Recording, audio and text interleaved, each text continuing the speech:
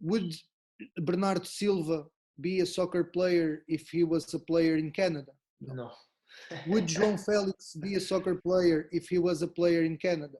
No. Would Gonçalo Guedes be a soccer player if he was a player in Canada? No. Would Renato Sanches, and Renato is mainly physical, would he be a soccer player if he played in Canada? No. That's the thing. That's the thing. I can tell this very simple, in a very simple way, because I coach them all. So I know them all. And the thing is, all of these players would never be soccer players here. Because, for example, Renato was a player that used his body. Why he used his body? Because he was used to play against guys with 20 years old, 21 years old. I remember very well. In the streets. Huh? In the streets. In the streets. I remember very well. We played one game at 9 a.m. It was 11:30. We were coming home. At that time, he lived very close from me. So I took him home. I stopped the car. He came out and he went around the car and went to the other side instead of going to his house. And I asked, where are you going? Oh, I'm going to play soccer. But you just came from a game. And this is the thing. This would never happen here.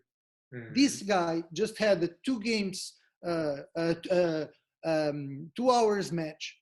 And the first thing he did when he got home was to play with the real challenge, the older ones with more body than him, that will push him, that will grab him, that will do everything. But were those guys that helped Renato becomes what he is today.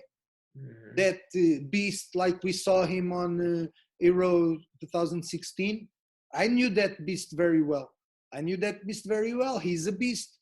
But that beast was made because of the environment. The environment that is around the player will make him be a certain way. And for example, what I look here is that we protect a lot them. For example, I remember very well, first practice here. There's a kid that falls on the ground on front of me. This was in 2017. I was almost seeing that I didn't stay here for 1 week. There is one kid that falls in front of me. The kid falls on the ground and I tell him, come up, let's go. But I didn't help him.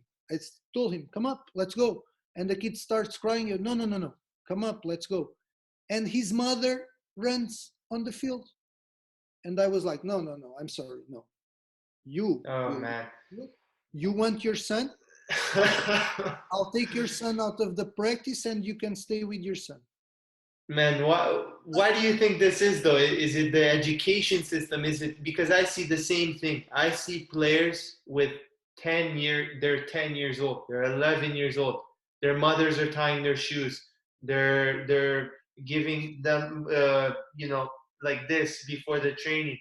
And then I think to Renato, to Jota, to these guys, man, Renato probably he would take the bus to training by himself. He would, and what a difference! What do you think that is? Why do you think that is?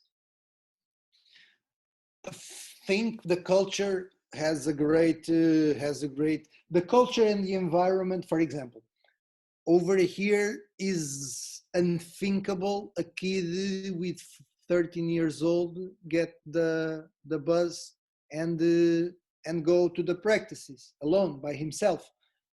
I did that all my life. Mm-hmm. Kids in Portugal do that. They get the public transportations to go to the practices. Mm-hmm.